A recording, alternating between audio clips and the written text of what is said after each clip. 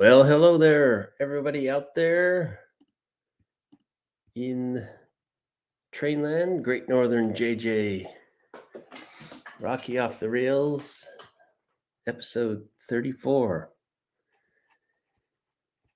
And how's everybody doing? Let's see. We got a good crew already. Oh, and Closet Branch came in early, about an hour earlier. Brother Dan's out there. Mom's watching. Hi, Mom. Got my coffee here. The bear is in back of me, right there. And let's see, just for kicks, Rocky's watching right over there. Okay. Pete Motley, welcome. Lovely day for us up in the Pacific Northwest. And JP down in Southern California, where it's always a great day, right?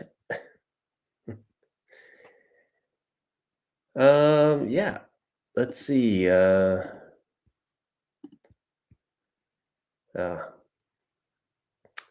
And if you, those of you, I don't know, if you saw my other things, you can see if you're going to do your own show, you can get your own StreamYard. Now, I have to say, I'm cheap. I don't pay for it. The benefits of it don't give me enough benefit when I'm not making any money doing this. So, try not to point out that can be cruel. Yeah, you could say the reverse. Just don't point out to us when it's raining up here, which is often, but not as often as people think. So, what's everybody doing out here? We're already April 19th.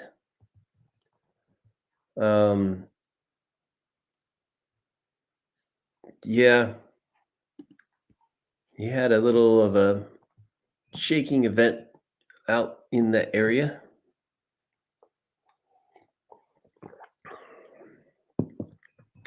Hopefully no rail cars off the rails down in your garage. And I want to say, I don't know if congratulations are in order. JP's got a new car. He doesn't have to spend all of his layout time trying to fix his old one now. So now he can make super awesome progress on his Beaumont Hill subdivision layout in his garage. Right? Okay. What do we got going on here? Yeah. So I didn't have a big topic this week, but I did want to go over some things that I think are important to all of us, not just in our layouts, but probably it impacts us in our everyday life. In fact, one example is, like I just pointed out, JP's trying to fix his car. You get into a lot of testing of things. So testing is all around us. Um, Another example was this week. I hooked up my. Let me switch over to it. Switch the camera view over to this one. I got most of my board up and wired and running, except for the turnout controls, and those I'm less concerned about because they are uh, just plug and go. So I need to get this over into the layout room. I'm not going to bring a DS74 over to here just to test that. But I got this up and going, and quick demo of that. Excuse me while I reach over here, plug in a few things, and plug in the power supply. And let's see.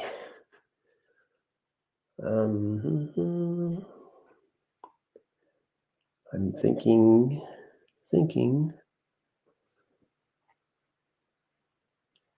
Yep. So right now, it's as it should be. Let me step around the desk. After I installed a power switch,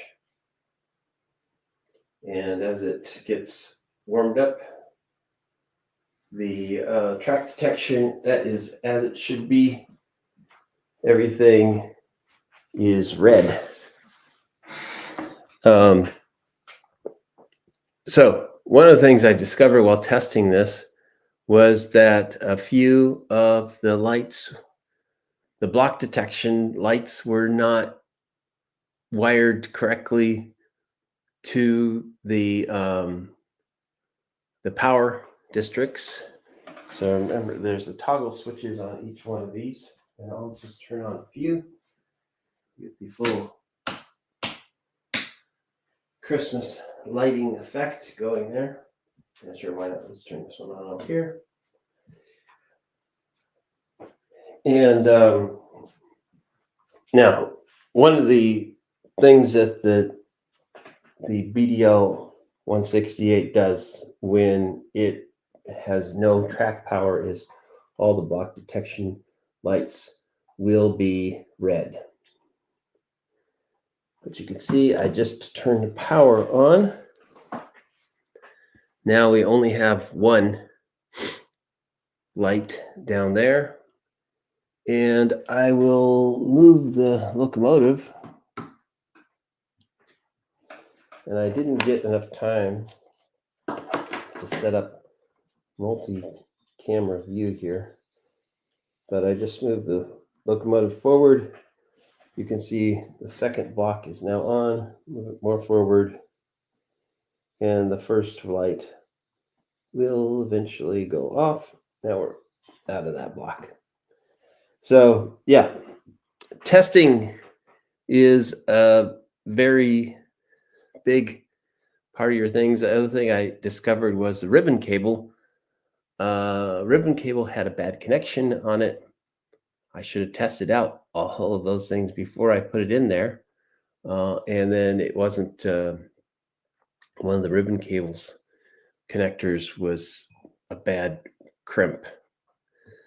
So just an example of testing, although I'll go into another aspect here of testing and prototyping. This board itself represents more or less a prototype of what I want the end result to be like. So not only do I have all the wiring established, all the tricky parts about the wiring, and let's go over here and I'll give JP a headache. This is what it looks like, and it does look like a rat's nest.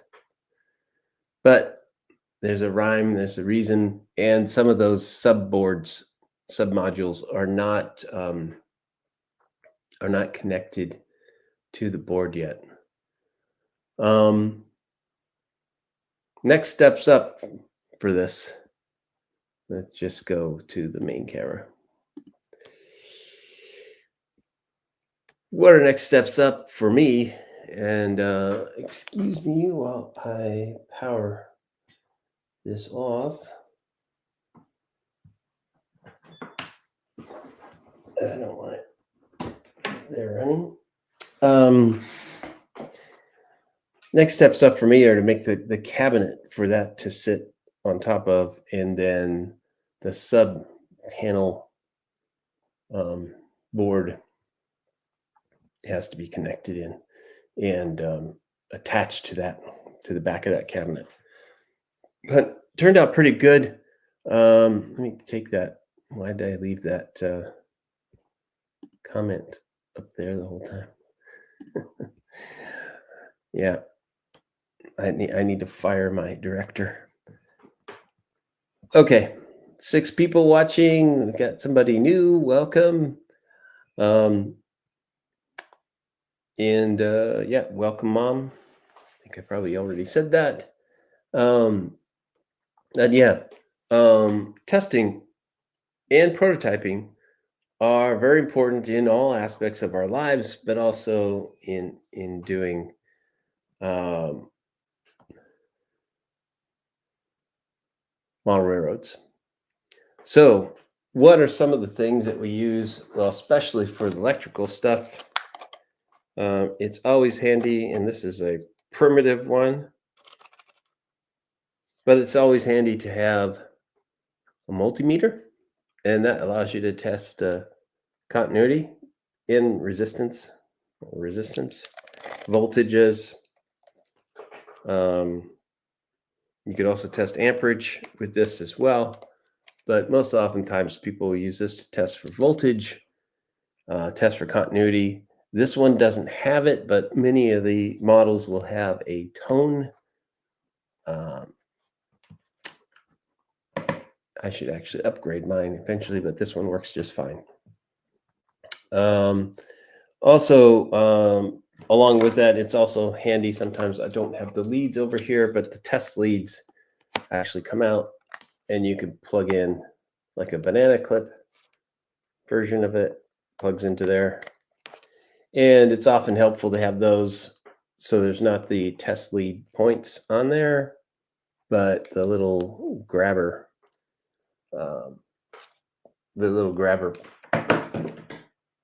things, so you can attach it to a point and then keep that stable. And it looks like I have to go and look at my main camera here. And is there a way to turn on the filters? Let's delete that. Yes. Okay. Now everybody can see I was wearing a green shirt. You thought my body was invisible there.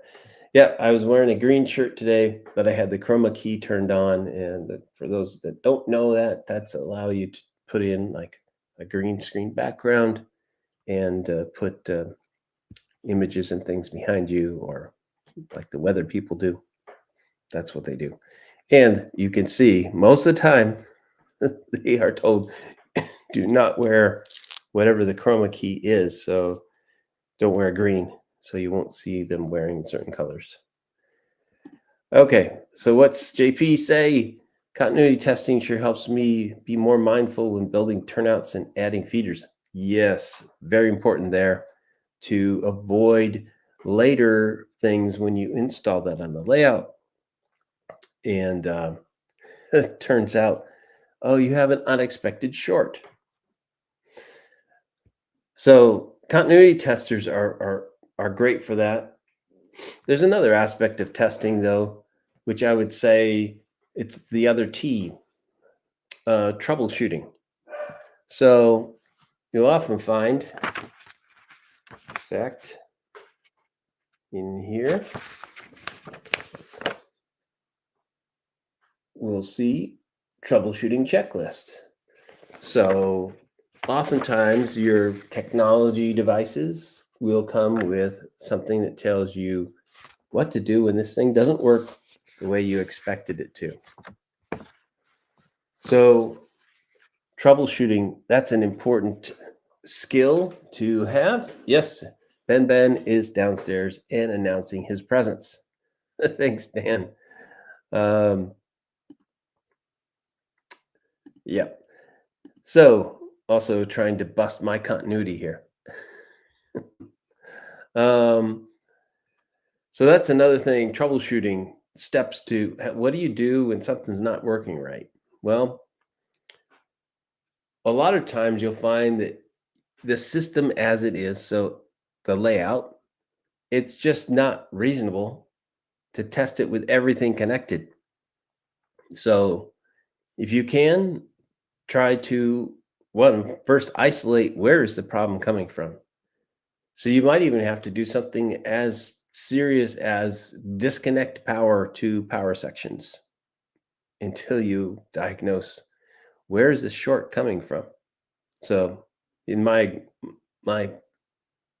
all too uh, real scenario, um, oftentimes we'll get a short and what we think is for unknown reasons on our layout.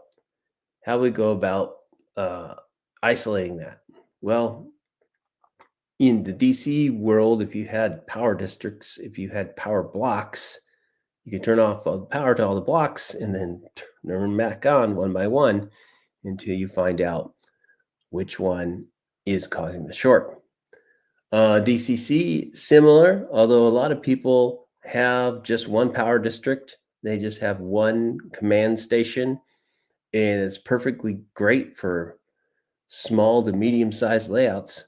Uh, but it does present that problem of like, okay, so how do I isolate this because I don't have blocks? How do I isolate where the problem is?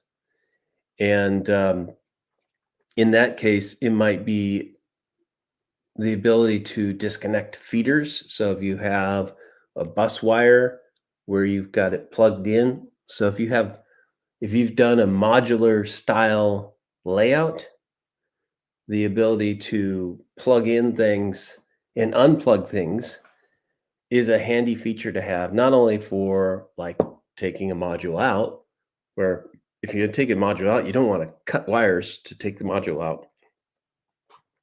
You want to be able to plug those in. So as I went over in previous videos, there's a lot of options for connectors. Another option is terminal strips at the end, but that takes a lot more. JP's got a great suggestion. RR amp, RR, R amp meter, and a 1 amp bulb to add load. Yeah. You can add it with a light bulb because that gives a. Oh, excuse me a second. Allergies kicking in again. That that does a great job of providing a little bit of load and an indicator. I think there's an example online. Ron's Trains and Things, where he goes over how he's done it. He actually puts, and I'll get it wrong here. Hold on a second, closet. I will show you an Anderson connector after I'll go and grab one from the other room. Ron's Trains and Things puts a light bulb from I think an automobile light bulb. So one you can go and pick up down at the auto dealer store, puts it in there and connects it up. And when there is a short, it will actually light up and give a visual indicator. There's also circuit breakers and things like that. These are things that we add in, circuit breakers, fuses, that we add in to prevent blue smoke.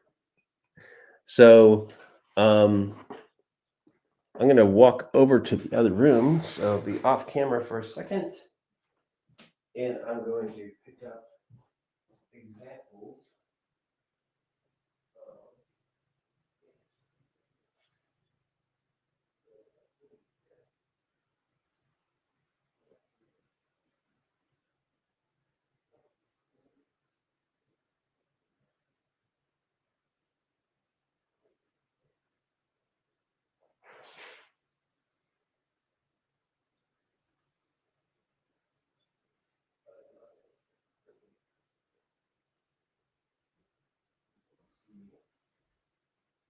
these things function.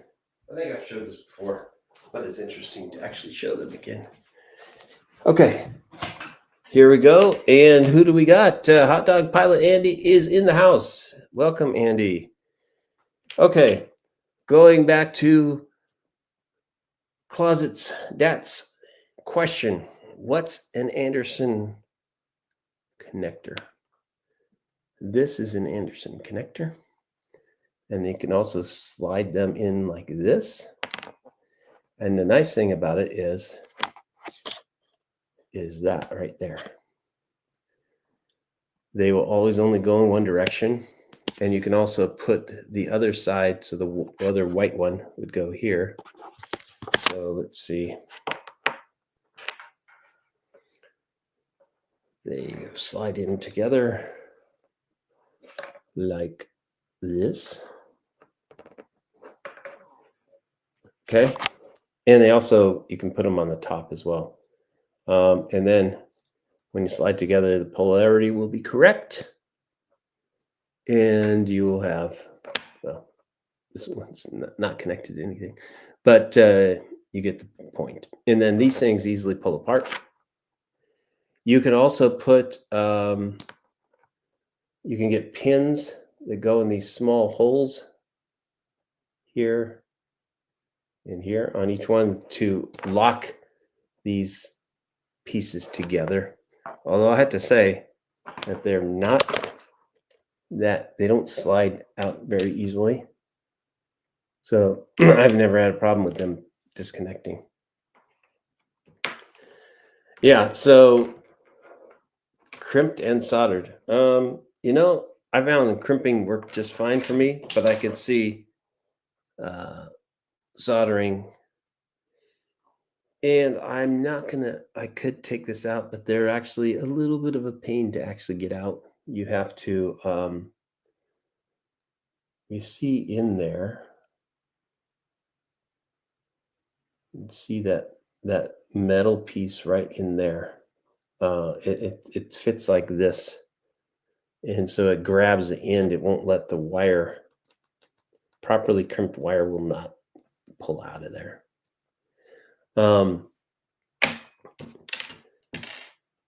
So anyways, what I'm trying to say is that they're not easy to get out. I usually don't, I have an actually special tool that I bought to supposedly make it easier. And tell you what, either I'm not using the tool right, or they're just plain not easy.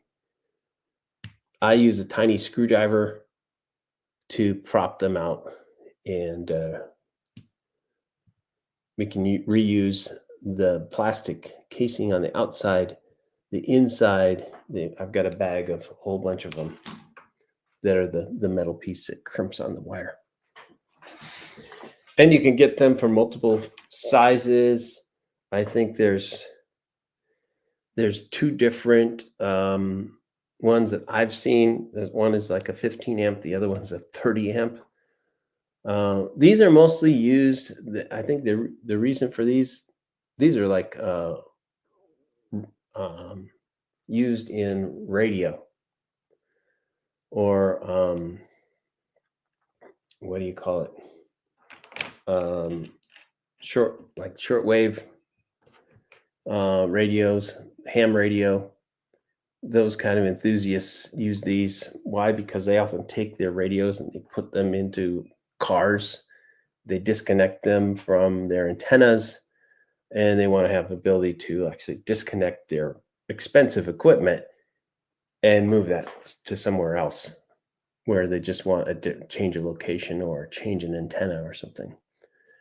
But as the spec and Fremont, and it's not just Fremont, I think N-Track also specifies something similar. Hey, Curly Express, welcome to the show.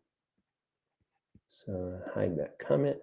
Yeah, so these are at the end of each module. They also specify, I believe, colors to be used.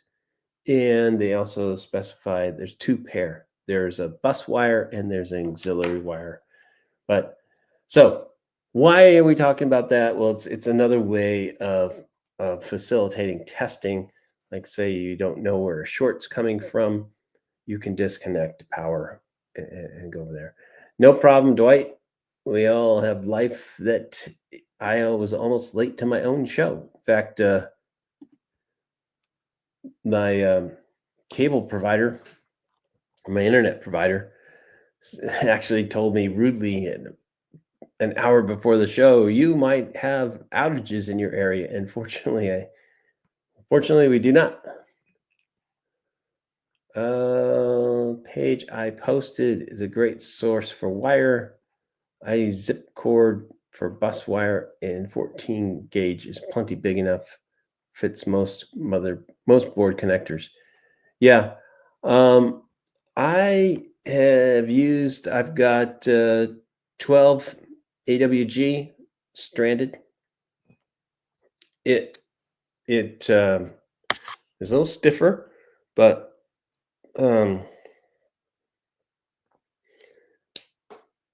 I use that. I also, for sub areas like this panel here, I'm using 16 gauge for short runs there where that's needed, because that's even more flexible. And then, of course, I've got, for things that are not taking amp loads, I've got like even just the ribbon cable, and in even like 24 gauge solid wires as well. But those aren't intended to carry heavy load. In fact, that's the other reason why I implemented, if you saw before, we implemented all of those relays. So the relays, there's a low amperage, lower voltage, or different voltage over on the input side to the relay, and on the other side you can have full track power coming through them, and they won't interfere with the panel display. In fact, I have 17 relays involved in that board. So there's 16, which I have one extra because you can only buy them in packs of 8. You can buy them smaller, but I wanted to just use the 8 board. And then I have another one that I decided to do separately, and that controls, there's a power switch that I just implemented to turn the power on to the whole panel itself. And that itself is controlled by another relay. So that switch and the light on the board don't have the full power. And the full amperage is not running through them. That at least is the theory. When you find out that your theory is not correct, when you actually discover there's either a short that has melted one of your wires, that's when you know that that's when you know. Okay, big announcement. We'll be breaking it live here. Dwight Curley will not be doing a stream tomorrow, as he won't be home. Well, yesterday was Good Friday for those that follow that. And tomorrow is Easter for those that celebrate, even for those that don't celebrate. And we'll also tell the inside joke that, that rocket and electric car guy, Elon Musk, snickers about with Joe Rogan. That tomorrow is 420. So those of you who know what 420 stands for, you know what I'm talking about. Elon did have a joke one time, because I think he did launch one of his rockets, or attempted to, on 420 the first time. Okay, enough said. Some people won't even know what that means, but that's fine. Okay, so Dwight won't be home tomorrow. I'm guessing Dwight out with family or doing other things. And yeah, my brother's daughter's birthday is tomorrow. So happy birthday to Katie. And she's got that new baby and newly married. Well, not newly married, but a couple years now, I think. Yes, 20th of April. So elsewhere in the world, it reads 2004. It doesn't make as much sense. Andy. Yeah. So it's all damn Americans with our different conventions. Just like Pi Day. You don't have a Pi Day in England, right? Because you don't have a 314.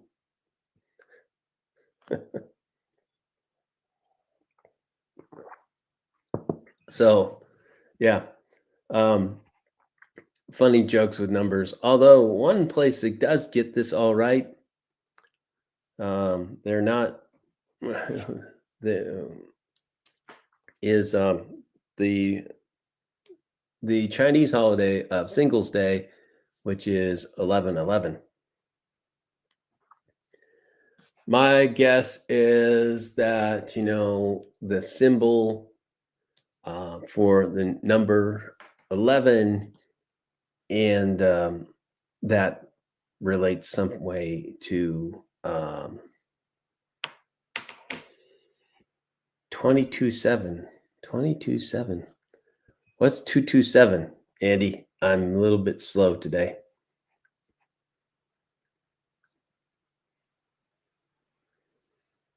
Okay. Well, we wait for Andy to reply to that.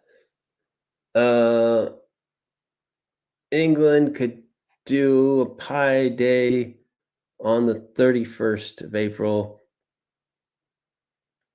How would that work? Yes, it does.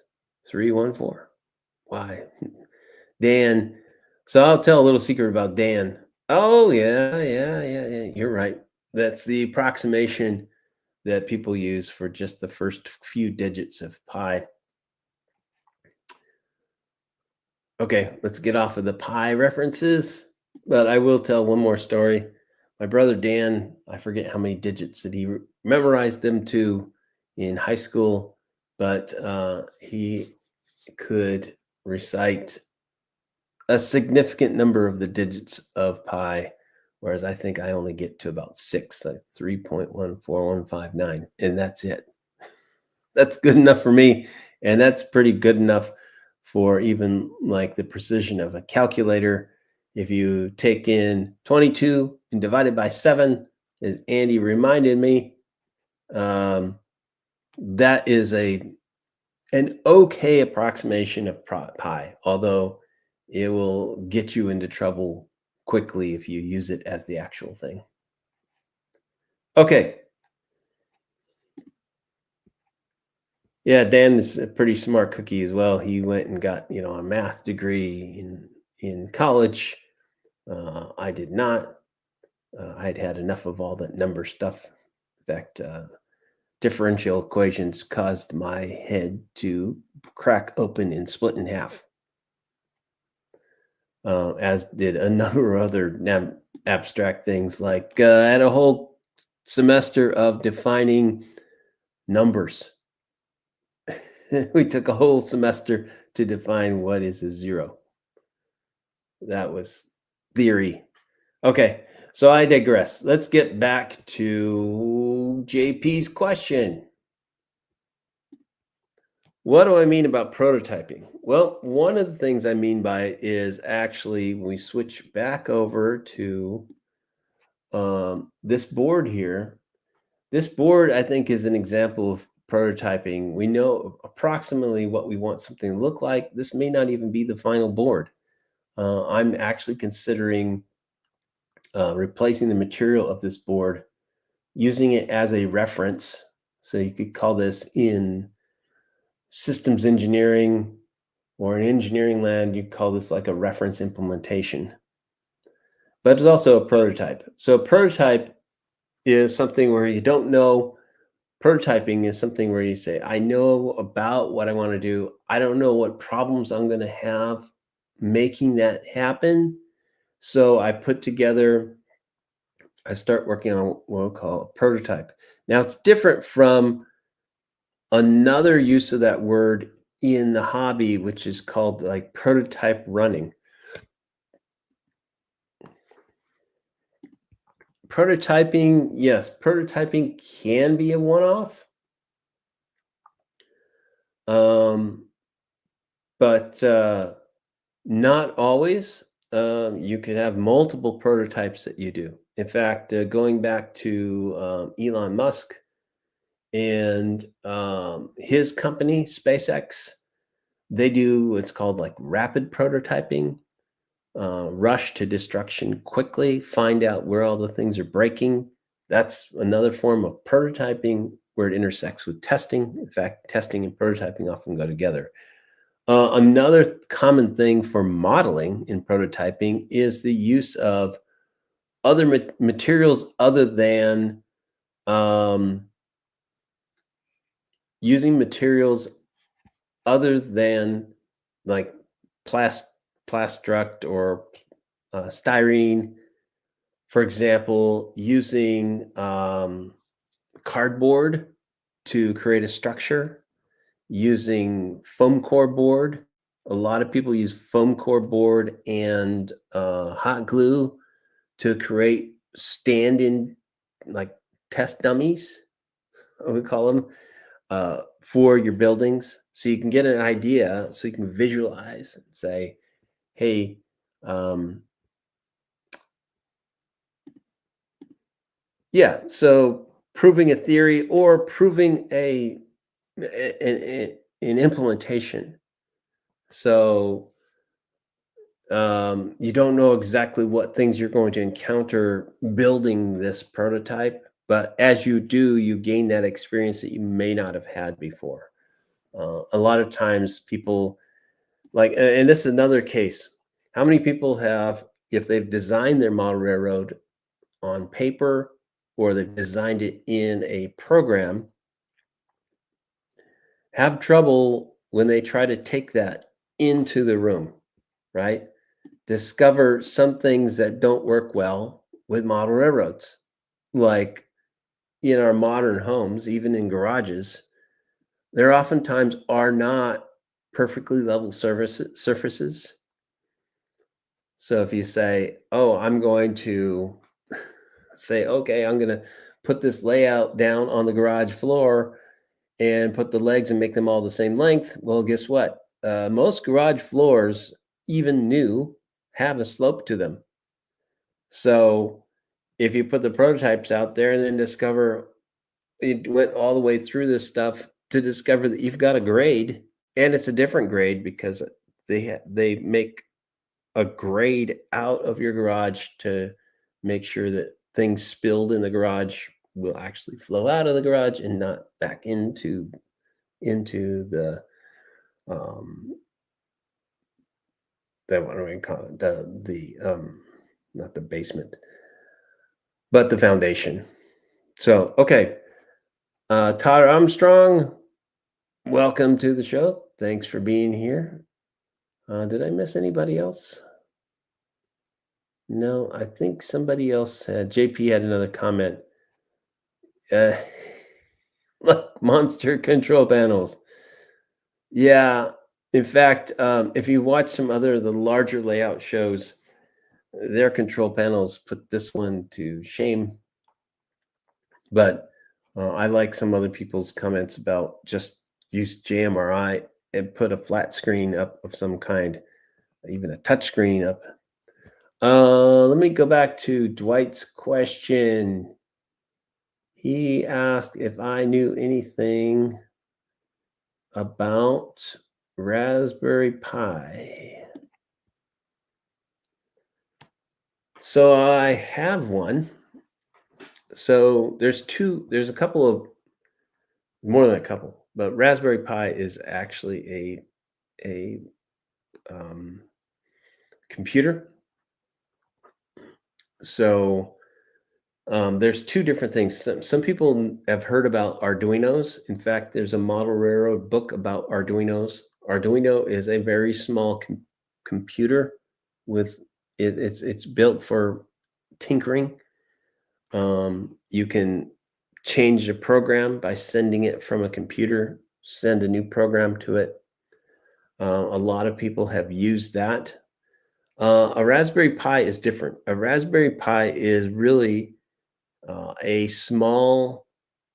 very small computer. So it usually runs either Linux, which is an operating system like Windows. Windows, the same as what's running on your laptop, Dwight.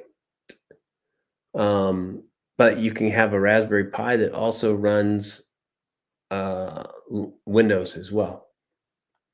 Initially, on my layout, when I was in my garage, I had a Raspberry Pi, which was running Windows on it, and you could hook up a USB connector to that small little uh, computer, and you can hook up a monitor, and it's just a very small footprint um, computer. So you can hook up everything to it. In fact, it's so small, it's about, you know, here's an example of about the size of it. They're usually about this small and probably this big because the case is actually taking up more room. But inside, you'll have uh, s- an output for a video, so you'll get your monitor. You hook a keyboard to it because it has USB-A connections on it. You can hook that up to JMRI via USB, and so you can use that as a computer to run um, all kinds of things off of it. You could hook cameras up to it. You could in theory stream from Raspberry Pi, although they tend to be very underpowered as far as video goes. So probably not the best application, but um, you'll find those could be built into some of the gadgets that you have. In fact, yeah, don't even know how to spell JMRI.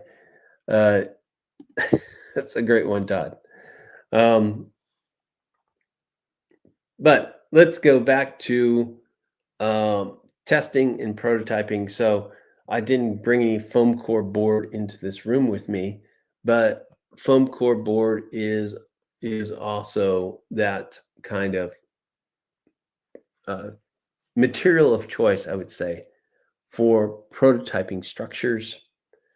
I actually used it I created shelves or boxes inside of my shelving or drawers out of foam core.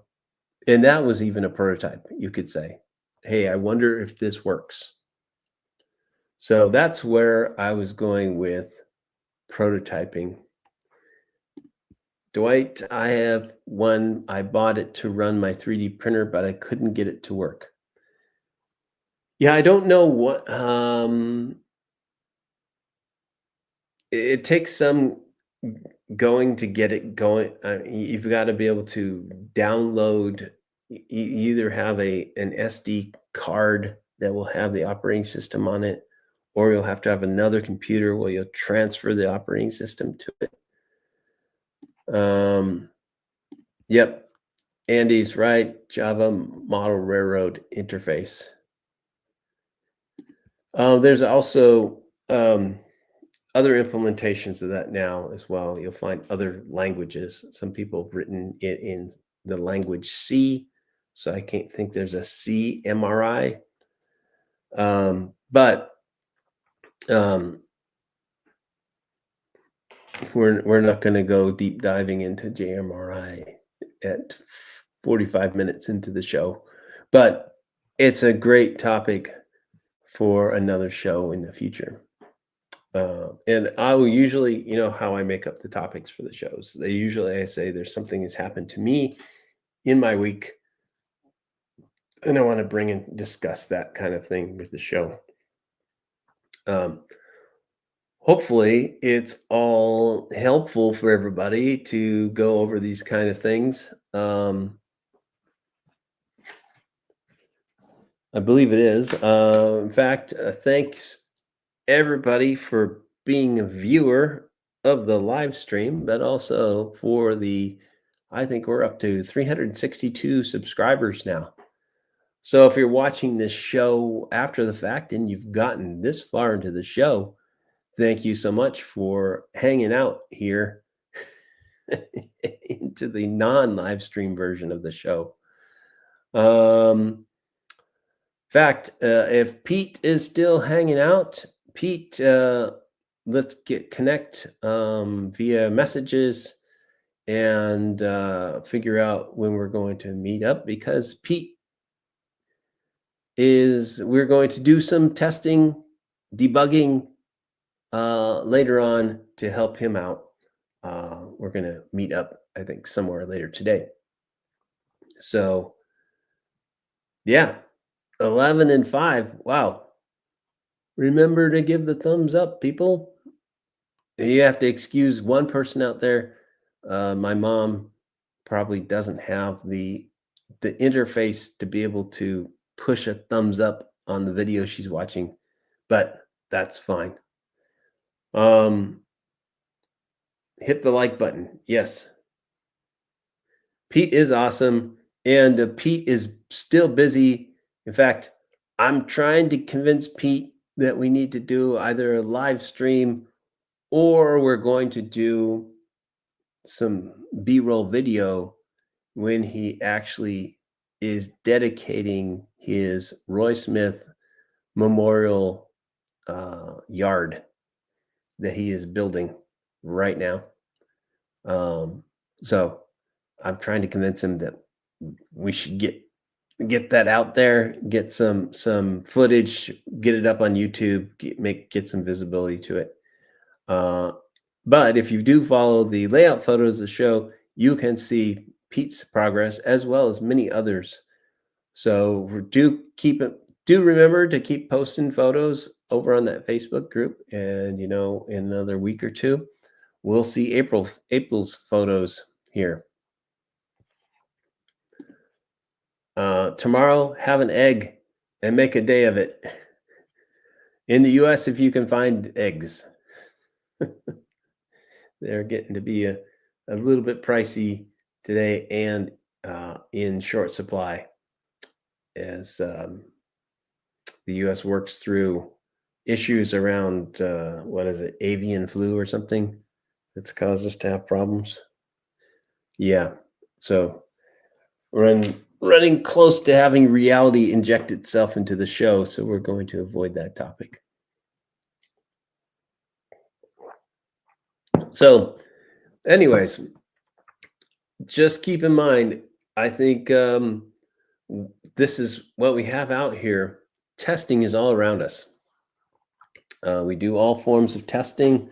We all do all forms of things. In fact, a ruler or a tape measure is a form of testing. Yes, we have chocolate eggs at Easter.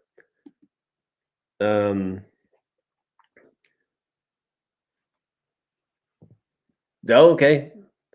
Pete is running around doing errands. Yes, we have Easter eggs. In fact, we have another meaning for Easter eggs.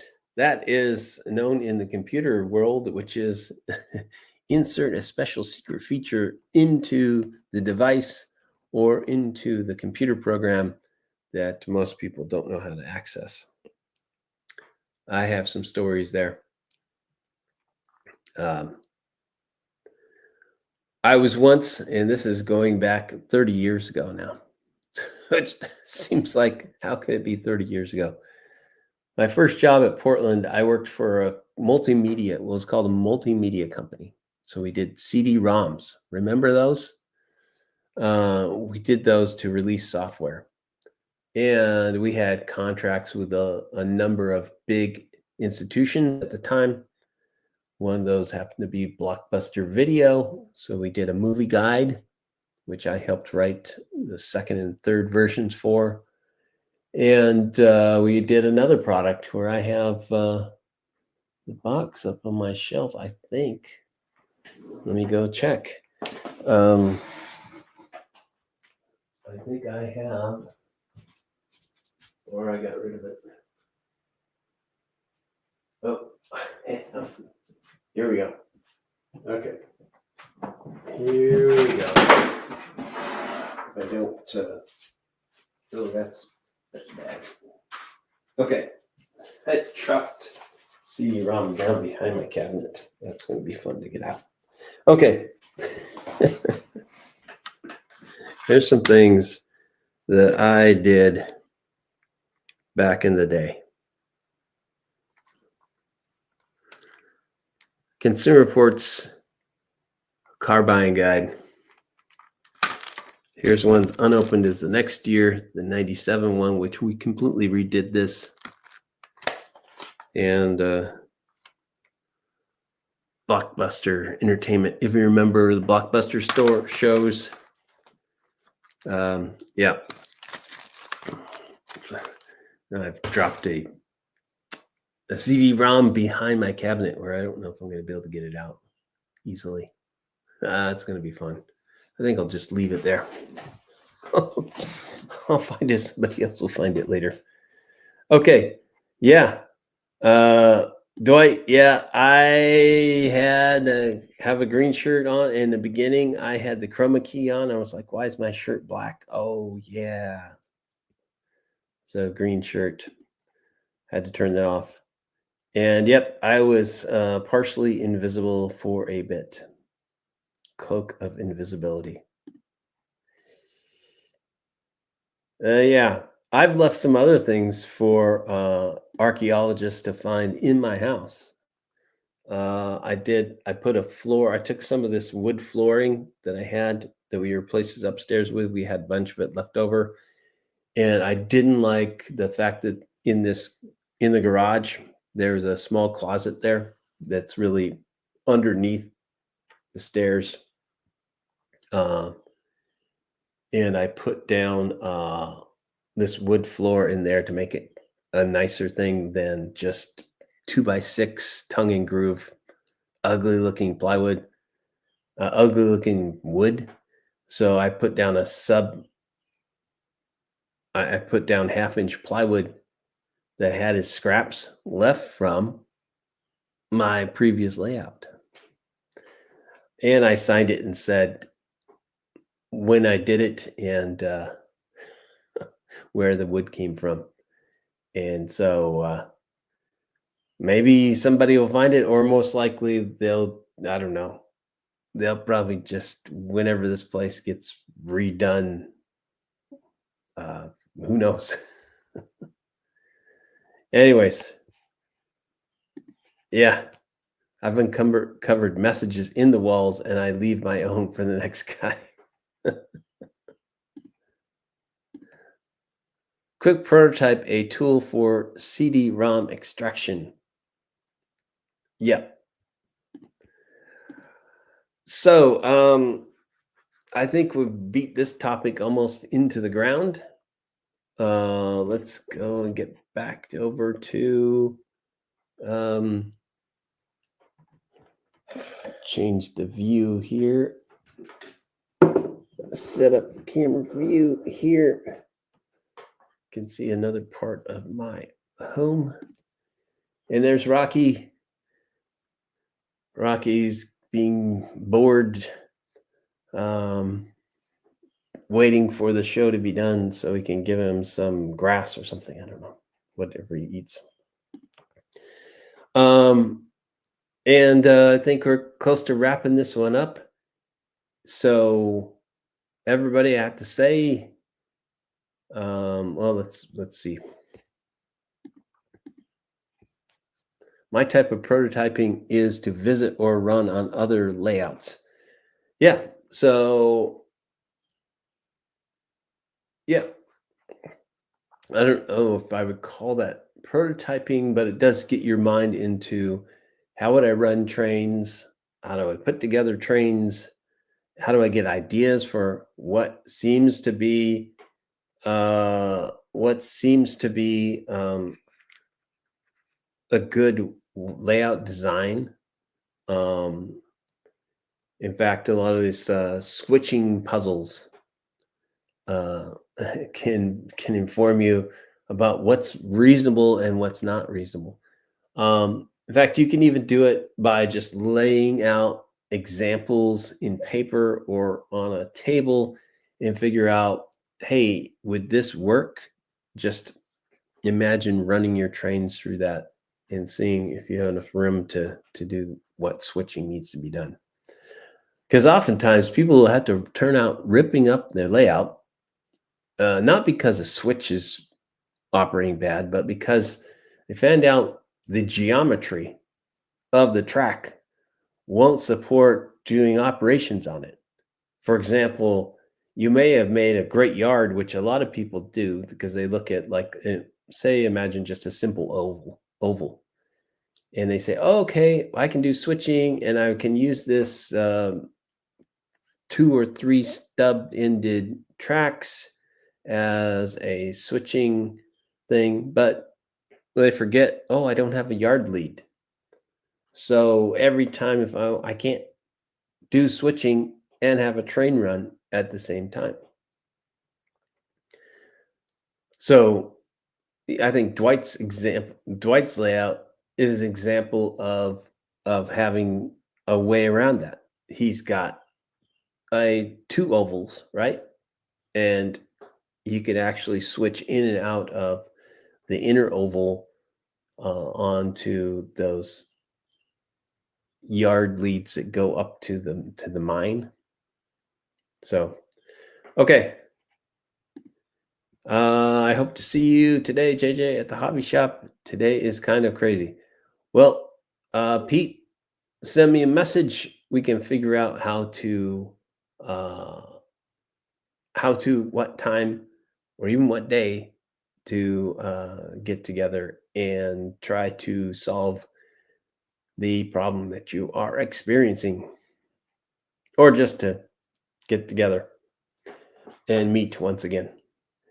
So getting close to the top of the hour. So Rocky reminds me, he says, you need to do something. Yep.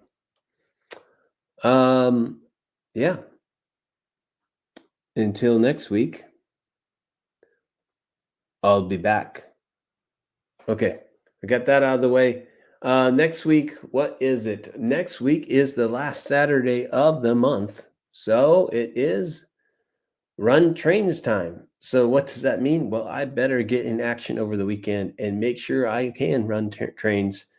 So what will I do? I will be testing my track and fixing my track where it doesn't work, testing my locomotives and rolling stock to make sure that it doesn't um, derail. And yeah, hey Dwight, remind me what day is Roy Smith's birthday? We will keep that in mind. So yay, running trains. Yeah, so next week is running trains. And let me look at the calendar here to know what is in store for after that. Yeah, I won't have time. So May 3rd will not be layout photos because there's only 2 days for me to put together that whole show. And given the way work has been going lately, oh, okay, Monday. So for those of you, um, remember 421 is the late, great Roy Smith's birthday. Let's keep him in our hearts as we do always in this show. And also, I would say, reach out to those people that aren't doing so well. My neighbor is Well, my neighbor's having a lot of trouble. I think, yeah, won't go there. Um, but keep Roy in your thoughts. Keep his Roy and his wife as they're off somewhere, wherever they might be, and in your hearts. They stay alive through us remembering them, uh, not just the family but friends. So, as well as my dad's up there with all his buddies that are up there. They're running trains, I'm guessing, up in the big uh, layout in the sky. Yeah, not to put a somber note at the end of the show, but hey, please like and subscribe. Keep it going. I'm up to 362 subscribers. Some people seem to have continued to like this Ask Me Anything show, so it's possible that May 3rd I might have some kind of lab show around things. That particular one was around Kato Unitrack. I called it Ask Me Anything. I don't think it was a Sunday live show. It was just a video stream, but we may do something like that similar in the future. Um, and we may even do something like continue on with games. So I might, last time we had a show about games, I did Rail Baron, which was done by Avalon Hills in the 70s. We might cover something else on May 3rd. We'll see. And of course, May 5th is, May 4th? May 4th. May 5th is Cinco de Mayo. May 4th is May the 4th be with you. Okay. So, anyways, I'm getting pretty silly, and we've covered what I wanted to cover, or at least part of it in the show about testing and troubleshooting. And you know what? If you have questions about that, leave comments to the show about things that you might want an answer to. An example is even Dwight Curley's "What's a Raspberry Pi?" And I think we will have a topic in the future about JMRI, which will be both instructive and a learning exercise for me and everybody. So, anyways, everybody have a great weekend. Happy Easter to everybody out there. Um, and we'll see you next week. Same bat time, same bat channel.